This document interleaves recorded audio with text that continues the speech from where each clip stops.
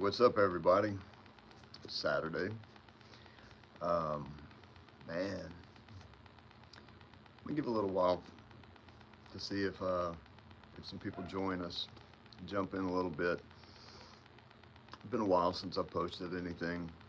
A while since I had anything to say. Truth be told, one of the things the last 2 weeks, I've just been really focused on dialing in my fitness routine, changing some of my dietary things, stuff like that. And so my focus has been on some other things besides just content creation. Um, yeah, but man, it's just go ahead and get in it, and whoever jumps in later, whoever watches it later, will watch it later. But man, it's been a hard, heavy week, right? Um, some heavy things have been going on, and it's just affected people in different ways. And I've had a few people reach out to me and just say like, "Hey, dude, like, are you okay? You've been really, really quiet, like unusually quiet." And there's a reason. There is a specific reason I've been quiet this week, and I'll get to that. But I just want to acknowledge right now that, man, it's been a heavy week. It has been a really heavy week um, in a lot of ways, but this week some people's worlds just came completely crashing down. This things they never imagined would happen happened. And I don't need to name them. I don't need to piggyback on the things that they're going through. I can't imagine what they're going through. I cannot imagine the things they're going through right now.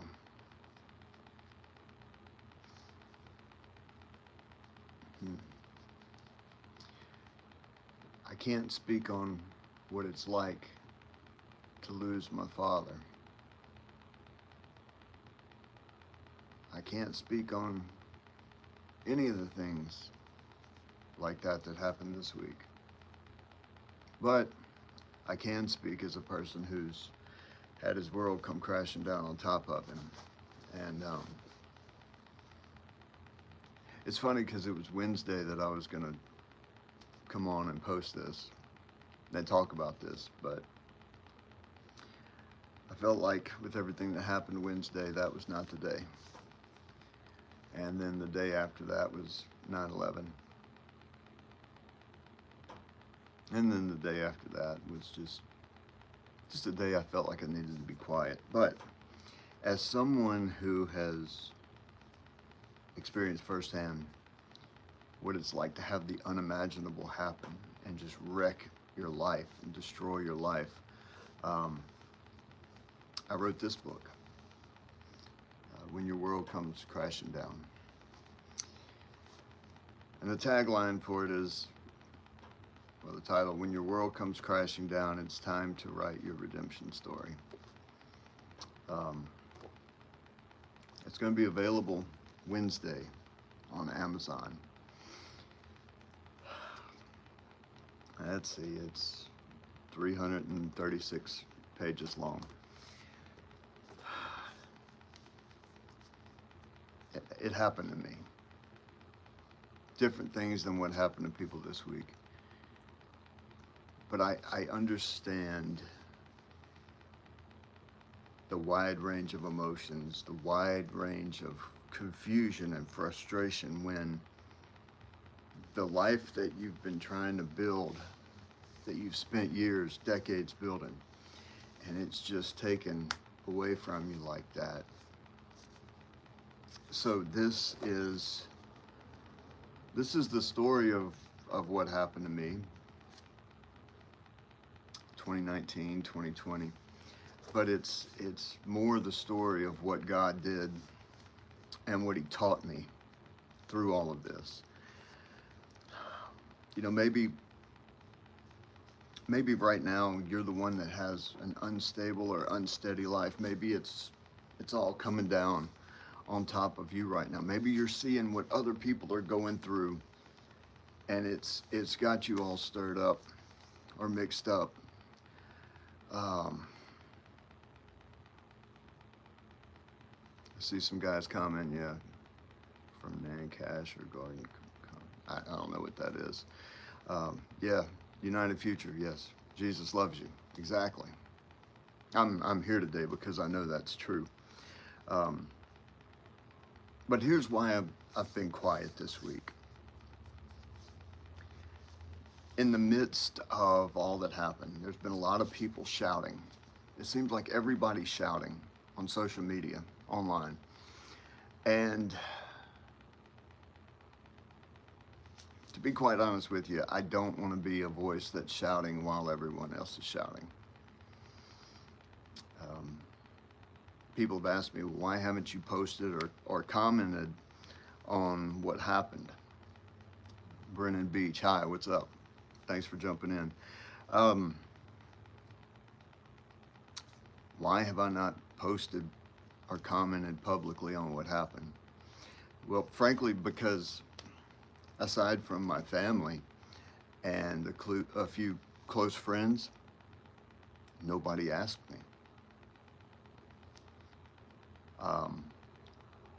Speaking only for myself, I don't want to use social media as a platform for me to just comment or proselytize or, pontificate or whatever verb you want to use when anything happens and everything happens. What's up, Eddie Thomas? Eddie Thomas. You guys, if you don't know, Eddie Thomas is one of my brothers, man. This is one of the best men I know in the world.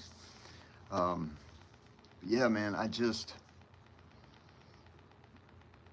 it's a lot of people are not comfortable with silence. They're not comfortable with the quiet. And I don't fault anybody for posting or sharing their feelings online or anything like that. It's just that, man, nobody asked me. Aside from family and a few friends, nobody asked me my opinion or my thoughts.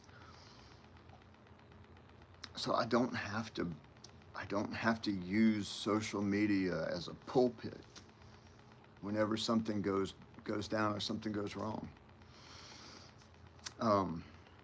So that's why I've been quiet. I want my words to have weight. When I do speak, I want my words to mean something. I don't want my words to get just lost in a sea of everybody shouting. And again, I'm just speaking for myself. I'm not pointing a finger at anybody. This is the way I think. So if it's your life that's been turned upside down, and I get it, there's a lot of times when I was going through the stuff that I was going through, man, I just wanted to quit. I would get so angry and frustrated and confused, and it was every day, over and over again. It was something new that was just like, man. But what I learned was that, I'll give you a good example. One night I was out walking, and it was just like, man, I didn't know what to do, and I've been trying all this stuff, and nothing seemed to be working the way I wanted it to, and I was just walking and just praying, and I just felt the Lord speak to me, just saying, quit striving. The things that you're worried about are outside of your control. So quit striving. Get out of the way. Get out of my way. And watch what I do. And that was hard. Because we feel secure when we can control things, or when we think we can control things. And yeah, I got out of the way, and the Lord started to move. And he did exactly what I wanted done. But I also had to learn I had to take responsibility for every single thing in my life. Right now, a lot of people are reacting emotionally.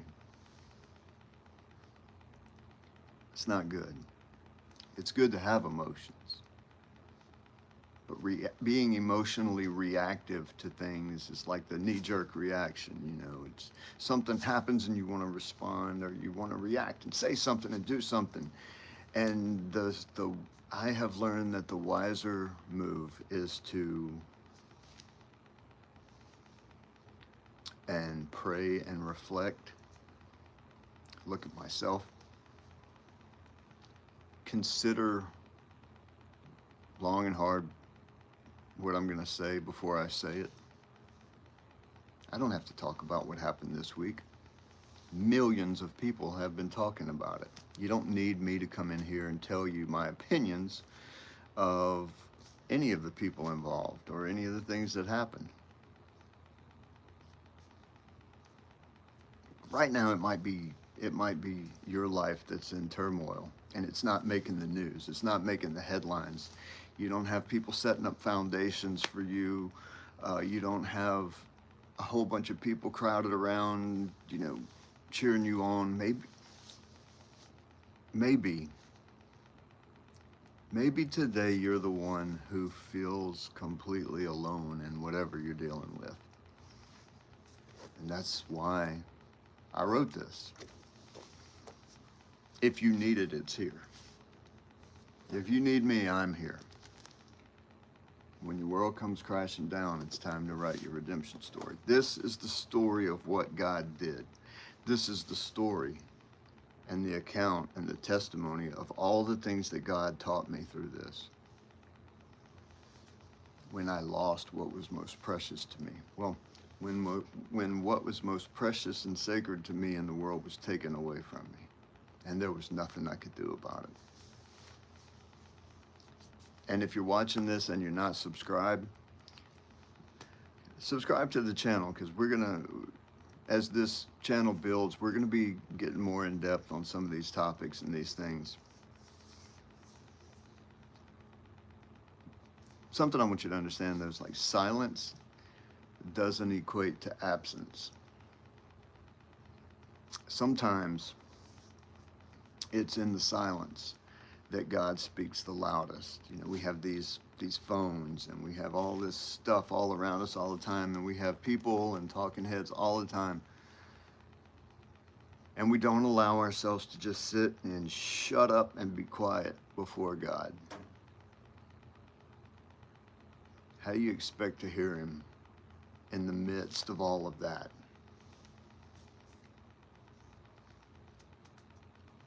Not everybody wants to hear your opinion. Truth be told, and this might sound pessimistic, most people don't care about your opinion. Most people don't care about my opinion. I don't feel a compulsion to share my opinion about everything. I've learned that it's wise to speak when you need to, and to be quiet when you need to be quiet. So yeah, the book's available on Amazon starting Wednesday. I think that's the 17th of September.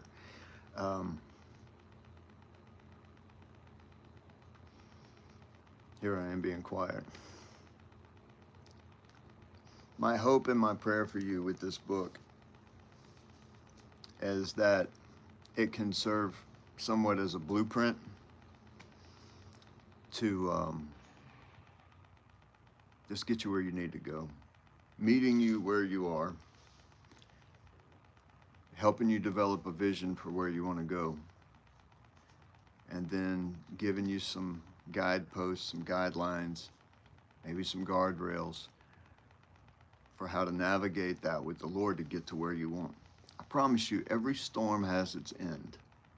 When you're in the middle of it, you have no idea where the end is, or when it's going to end, or how it's going to end. And a lot of that uncertainty causes us to feel insecure. But let me tell you this, man. I make no bones about it. Everybody who knows me knows that I follow Jesus. however you feel about Jesus, however you feel about me, that's none of my business. But I can tell you this. There is not one time in my life when Jesus failed to show up. There's not one time in my life where he failed to provide exactly what I needed. Maybe not what I wanted, but exactly what I needed. And exactly when I needed it. In my life, he has been 100% faithful, reliable, true. But I know what it feels like to be alone in the storm. And maybe right now you're feeling alone in that storm, and he might seem far off. God may seem far off. But if you get quiet, maybe, just maybe he's calling you to step out of your boat. Maybe he's calling you to trust him in the middle of the storm. Maybe he's calling you to walk on water. I know it's a hard time right now. Hard times will always be with us. But if you have the foundation of Jesus, and you begin to understand your identity in him, you can live an authentic, intentional life of consequence, of purpose. You can make a difference in this world, whether it seems like it's a small difference or a big difference. But right now, if you're in the storm and you don't know what to do, and it feels like the world's coming down on top of you, I would encourage you to get this book. 5 years ago, I couldn't have written this because I had not gone through those storms. I had not gone through that crucible. Now I have. And came out the other side of it way better, way stronger. I have a completely peaceful life now. I don't have to holler and scream and jump up and down and shake my fist at anything or anybody. I don't have to worry about tomorrow. I don't have to worry about today. I know exactly who I am. I know exactly where I'm going. And I know exactly who it is who has brought me here and who's going to bring me forward. So I appreciate you guys for chiming in. Tasha Hudson dropping a 6-7 on us. 6-7. What's my comeback to 6-7? My comeback to 6-7 is, okay, you have used up all your minutes. And if you don't know what that is, you're of a certain age. But I hope this is helpful to you. I mean, I didn't write this for myself. I wrote this because I feel a responsibility to help people who are going through similar things to what I went through. And I appreciate your time. I appreciate you watching this. Like I said, if you're not subscribed, please consider subscribing to the channel. We're growing it. It's growing pretty quickly. It's growing in God's timing. So for anybody who wondered why I was being quiet this week, that's why. Talk to y'all later.